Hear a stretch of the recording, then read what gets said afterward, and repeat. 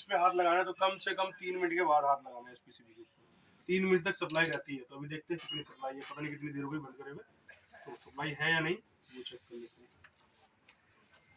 20 volt अब भी है ना। बंद है काफी देर से, मतलब 1-1.5 मिनट हो गया, लेकिन अभी भी 20 वोल्ट है।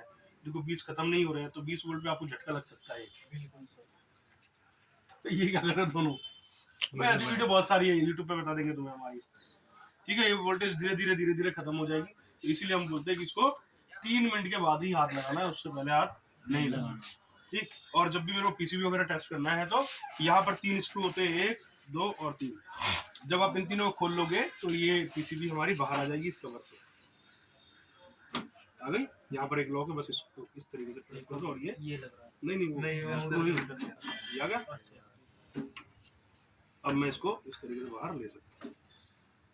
ध्यान रखना हमेशा 3 मिनट के बाद इस पे हाथ लगाना है। ठीक। अब पीसीबी बहुत हल्की हो चुकी है, पहले साल है इसके अंदर पता नहीं छोटे बहुत सारे कंपोनेंट थे, अब बहुत ज्यादा बढ़िया हो गई है। इसमें ज्यादा हमें टेंशन लेने की जरूरत नहीं है। 4-5 पॉइंट है जहाँ पर मेरे को इसको चेक करना है, वो चेक करना आना चाहिए। सबसे पहले मैंने अगर इस पीसीबी की बात किया दोस्त, तो ये इन्वर्टर पीसीबी है ना। इन्वर्टर पीसीबी इसको बोला जाता है। इसमें सबसे पहले हमने बात किया सप्लाई चेक करना है, लाइन और न्यूट्रल कौन से वाले पॉइंट पे आ रहा है। यहाँ से लाइन न्यूट्रल दिया, हमने देखा वो दोनों पॉइंट ये वाला न्यूट्रल और ये वाला लाइन। यहाँ एल लिखा रहेगा, यहाँ एन। हाँ नहीं, कुछ पीसीबी में आता ही नहीं लिख के, कुछ में आता है, कुछ में देख सकते हैं। जिसमें आता है उसमें लिखा, बहुत अच्छी बात है, आप देख के बहुत इजीली पढ़ सकते हो कि ये न्यूट्रल है और ये लाइन। और जहाँ पर ये फ्यूज लगा हुआ हमेशा याद रखना, फ्यूज के साथ वाला ही लाइन है। तो ये लाइन, न्यूट्रल और फ्यूज। क्लियर हो गया। ये वाला अर्थिंग और ये वाला कम्युनिकेशन। ये 4 वायर हो गए इसके अंदर। ये चारों वायर के आपको समझ में आ गया। अब जो मेन सप्लाई आई वो इस पे आई, इसके थ्रू हमारी फ्यूज पे। फ्यूज के बाद वो गई ब्रिज रेक्टिफायर। यही बताया था जी। ब्रिज रेक्टिफायर इसके अंदर कहाँ पर है? अभी हाथ बोल रहा, इसके नीचे इसके जैसा होगा, जैसा ये दिखाई दे रहा है आपको जी। इसी के जैसा इसके नीचे एक दबा हुआ पॉइंट है, उसको ये रेक्टिफायर बोलते हैं। नहीं यहाँ नजर नहीं आएगा। छोटी सी ऐसी है जैसे ये दिख रहा है ना, बिल्कुल सेम टू सेम ऐसी होता है। देखो इसकी 2 लाख कटी हुई है बीच वाली। ठीक है, तो यहाँ पर मैंने इसको उल्टा किया। अब देखते हैं उसकी लेग नजर आ रही है क्या। ठीक है, नजर आ रही है हमें। यहाँ से देख लिया हमने कि भाई ये जो 4 लेग थी वो ये रही, 1 2 3 4। वो चारों लेग हमको यहाँ से बोल इजीली दिख गया। या प्लस लिखा है माइनस लिखा है, इसका मतलब ये दोनों डीसी है और ये दोनों निशान जो दिखाई दे रहे हैं ये एसी के निशान। ठीक है, यहाँ पर मैंने एसी और डीसी जी जैसे एक पेच कर दीजिएगा नीचे। यहीं रखा था एक पेच तो देखा था। यही कहाँ है ये से ये नहीं खोल पाए। कहाँ पे टेस्टर था वो लग गया। लाइन न्यूट्रल यहाँ से आगे गया। अब आपने देख लिया यहाँ पर, चलो आपने यहाँ पर अच्छा है आपको मालूम, बट अगर नहीं मालूम, किसी पीसीबी में नहीं भी लिखा होगा जी, तो आपको ये पहचानना है कहाँ पर वो ब्रिज रेक्टिफायर है जो एसी को डीसी बनाता है। तो मैं सिंपल यहाँ से ट्रैक भी कर सकता हूँ न्यूट्रल के साथ या लाइन के साथ। कैसे ट्रैक कर सकता हूँ, ये न्यूट्रल है, ये दिखाई दे रहा है आपको, लिखा भी हुआ है ACN। तो यहाँ पर आगे ज्वाइंट, यहाँ से मैं आगे बढ़ा, यहाँ तक तो सारी एक ही है। इसके बाद इसके पीछे कॉइल लगी हुई है, यहाँ से यहाँ सप्लाई गई। जब मैं इसको कंटिन्यूटी पर करता हूँ तो मैं उसको चेक कर सकता हूँ कि ये कॉइल सही है या नहीं। मैं ऐसे करके लगाता हूँ, अगर ये बच गया तो इसका मतलब सही है जी, ये सही है। जैसे मुझे पता लग गया कि भाई यहाँ से जो सप्लाई है वो यहाँ तक आनी चाहिए, फिर यहाँ तक अगर आ गई तो ये आगे यहाँ तक भी आनी चाहिए, ये यहाँ तक सारा जुड़ा हुआ है। फिर इसके बाद ये यहाँ खत्म हो गया, इसके आगे तो कहीं नहीं जा रहा, बट मुझे यहाँ से ये कनेक्शन दिखाई दे रहा है जो यहाँ से यहाँ निकल रहा है। इसको उल्टी करेंगे तो यहाँ से यहाँ तक एक लोहे की तार जुड़ी हुई है, तो सप्लाई जो यहाँ थी वो सप्लाई यहाँ से यहाँ पहुँच गई और यहाँ आगे खत्म हो गई। और यहाँ पर 4 कनेक्शन भी दिख रहे हैं। तो मुझे समझ में आ गया कि जो एसी सप्लाई थी वो यहाँ से यहाँ गई, इसका मतलब ये ब्रिज रेक्टिफायर है। यहाँ तो लिखा है इसलिए मैं देख के पहचान गया, बट अगर नहीं लिखा होगा तो मैं ऐसे पहचानूंगा कैसे, यहाँ से देख लूंगा इसको ट्रैक करके, जहाँ खत्म हो रहेगा वो रेक्टिफायर है। ठीक, एसी ये आ गया, सॉरी एसी का न्यूट्रल ये आ गया। अब लाइन को देखते हैं, लाइन यहाँ से चला, ये फ्यूज है। अगर फ्यूज को चेक करना है तो कैसे चेक करते हैं, एक पॉइंट से दूसरे पॉइंट में चेक करते हैं, अगर वो बज रहा है तो ठीक है, नहीं तो खराब है। फिर ये कॉइल के थ्रू यहाँ निकला, जैसे ये कॉइल से यहाँ निकला था वैसे इस कॉइल से यहाँ निकला। ये कॉइल सही है या नहीं, कॉइल भी सही है। अब ये सप्लाई यहाँ से एक रिले है इसके पीछे, ये रिले सही है या नहीं, सही है रिले भी। अब ये सप्लाई सीधा पहुंची यहाँ ब्रिज रेक्टिफायर के लाइन वाले पॉइंट पे, इसका मतलब ये भी सही है। यहाँ तक एसी सप्लाई अगर आ रही है तो यहाँ से वो यहाँ तक भी 100% आएगी, क्योंकि दोनों में बीप बज रही है यहाँ तक। अब ये एसी आ गया तो वो एसी डीसी बनना चाहिए, एसी से डीसी बनना चाहिए ना। अगर इसने एसी से डीसी बना दिया तो इसका मतलब इस पार्ट का काम तो खत्म हो गया। और अगर ये नहीं बना पाया तो इसका मतलब ये वाला पार्ट खराब है। कुछ भी खराब होगा, चेंज होनी पीसीबी है, लेकिन आप ये श्योर होकर बोल सकते हो सिर्फ 100% यही पीसीबी खराब है। हाँ, जितना मर्जी सीनियर को बुला लो, वो यही पीसीबी खराब बताएगा। इसके साथ दूसरे और कुछ और कर दे, अलग बात है, बट ये तो खराब है। अगर ये एसी से डीसी नहीं बनाएगी तो क्या कोई भी इसको ठीक कर सकता है? हाँ, ऐसे आप रिपेयर करना चाहोगे तो हो सकता है, बट हमारी कंपनी तो मना करती है ना जी, नहीं करना। सीधा कंपनी में अपने आके बोलो भैया ये पीसीबी खराब है, मैंने देख लिया, उसका ब्रिज रेक्टिफायर खराब है। फिर यहाँ से जो डीसी आई वो डीसी आगे गई, तो ब्रिज रेक्टिफायर के बाद क्या बताया था हमने, क्या दिख रहा है रिएक्टर, वो तो इंजेक्टर है, एसी वोल्टेज में लगा है। वो जो हम कॉइल की बात कर रहे थे वो कॉइल यही है, ये कॉइल थी ना, वो कॉइल ये, तो वो जो लगा है वो ये है, इसको बोलते हैं हम लोग रिएक्टर। अब रिएक्टर में मैंने बताया था आपको दो तार होते हैं, है ना, एक आउट एक इन। और यहाँ देखो, यहाँ पर आपके सामने 4 दिखाई दे रहे हैं, 1 2 3 4। तो इसमें ये दोनों डमी है सिर्फ सपोर्ट वायर के लिए कि ये हिले ना, बहुत हैवी है ना। तो यहाँ से यहाँ कॉइल दिखाई दे रही है आपको, तो ये कॉइल अगर चेक करना है सही है या नहीं, तो मुझे क्या करना है, कंटिन्यूटी चेक करनी पड़ेगी। सही है, यस, तो मुझे ये भी पता लगा मेरा जो रिएक्टर है वो भी सही है। अब ये सप्लाई कहाँ से आई है, प्लस से आई है। ये प्लस था, ये प्लस देखो यहाँ से आया और यहाँ पर चला गया, यहाँ से निकल के कहाँ गया, इस पे गया। समझ में आ रहा है? तो यहाँ से अगर मैं चाहूँ तो मैं यहाँ से भी डायरेक्ट इसको चेक कर सकता हूँ, ठीक है। अब ये सप्लाई कहाँ गई, कैपेसिटर के ऊपर, यानी कि कैपेसिटर फिल्टर जो है हमारा, इसके अंदर हमें मालूम नहीं है, ये वाले दोनों कैपेसिटर फिल्टर है ना, ये दोनों कैपेसिटर फिल्टर। अब इसके अंदर एक माइनस है और प्लस है, यहाँ देखते हैं माइनस एक प्लस।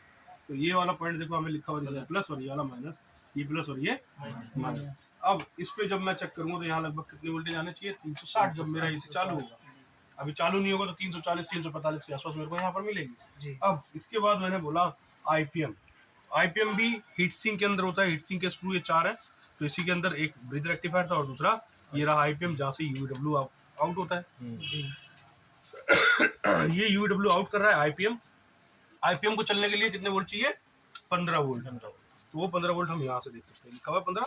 तो ये 15 वोल्ट मैं यहाँ से चेक करूंगा, अभी यहाँ से मैं आपको दिखाऊंगा। फिर ये जो यूडब्ल्यू है, ये सप्लाई कहाँ से देखेंगे, एक माइनस लेंगे और माइनस से यू वी और डब्ल्यू ले लेंगे, तीनों पे सेम सप्लाई आनी चाहिए। इसके बाद मैंने आपको कल बताया था कि हमारे जो बीएलडीसी मोटर पीसीबी हमारी कॉमन है, सब में वही आती है। तो यहाँ पर ये जो जैक दिखाई दे रहा है, ये हमारा जैक किसका है, बीएलडीसी मोटर। इसमें 1 नंबर 2 नंबर ढूंढ सकते हैं इजीली। ये जो एक खाली है 2 नंबर है, ये वाला 1 हो गया, ये 2 हो गया, ये 3 हो गया, 4 5 और 6, 2 नंबर खाली है ना जी। तो एक ये वाला हो गया, 2 ये वाला हो गया जो खाली है, 3 ये हो गया, 4 5 है, इस तरीके से। इसमें ये है कि अगर मोटर खराब होगी, बीएलडीसी मोटर है हमारे पास, वो भी चला सकते नहीं लगेगी, नहीं लगेगी, सप्लाई आउट देता है। इसमें आप चेक करोगे आ जाएगी, लेकिन जैसे आप इस पे लोड डालोगे वो काम नहीं करेगी, समझ लो। तो मैं अभी सप्लाई चेक करता हूँ बारी बारी, कहाँ कहाँ सप्लाई। हाँ नहीं आ रहा था। सबसे पहले एसी वोल्टेज देखता हूँ, बस हो गया, एसी वोल्टेज आ रहे हैं जी, राइट। इसका मतलब मेन सप्लाई आ गई है, अब आगे भी सप्लाई सारी पहुंचनी चाहिए। तो मैं एक न्यूट्रल पे लगाता हूँ, न्यूट्रल के बाद न्यूट्रल से लाइन और बाकी आगे चेक करते रहता हूँ, ठीक।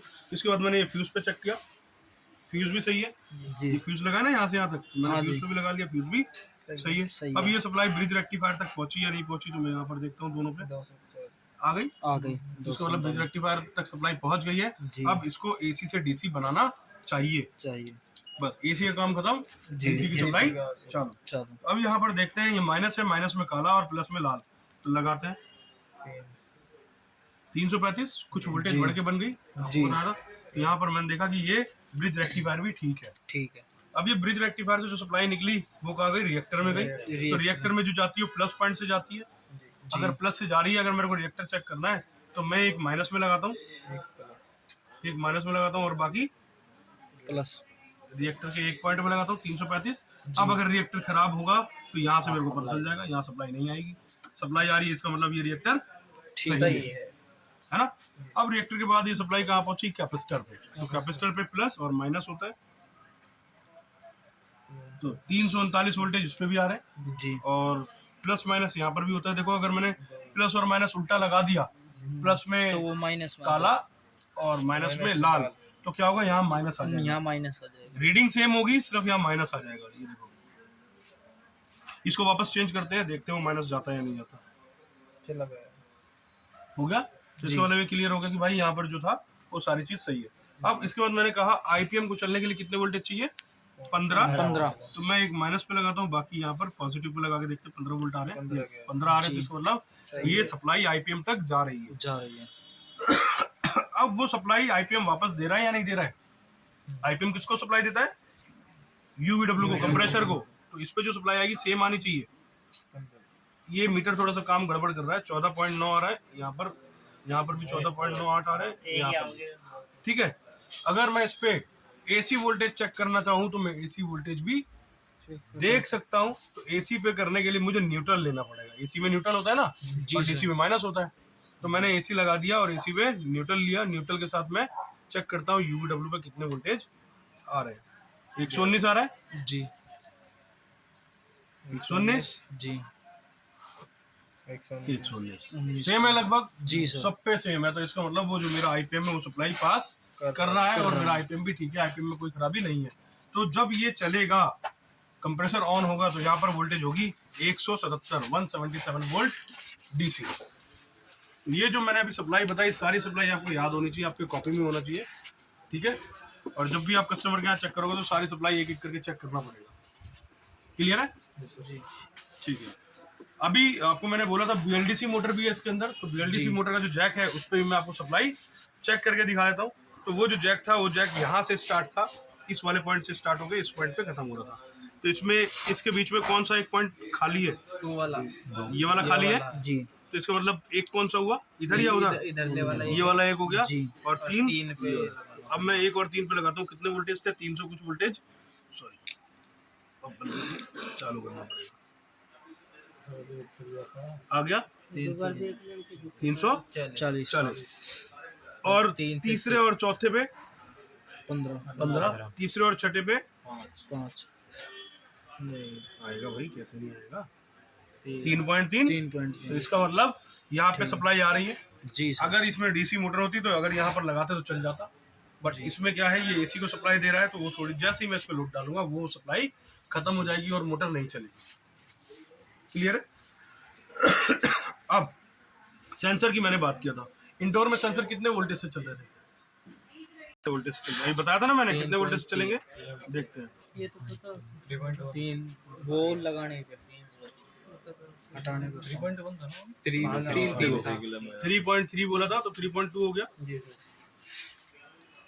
ठीक है, वीडियो ढंग से बनाओ। क्लियर है। जी सर। अब अगर ये सेंसर सही होगा तो यहाँ पर मैं लगा देता हूँ। लगाने के बाद क्या होगा, ये वोल्टेज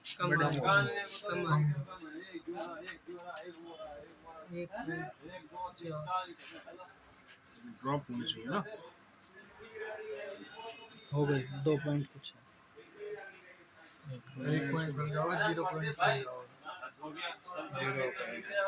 2.6 3.3 से 2.6 हो गया। इसका मतलब सही है। ये सेंसर सही है। इतना ही चेक करना है, इससे ज्यादा चेक करने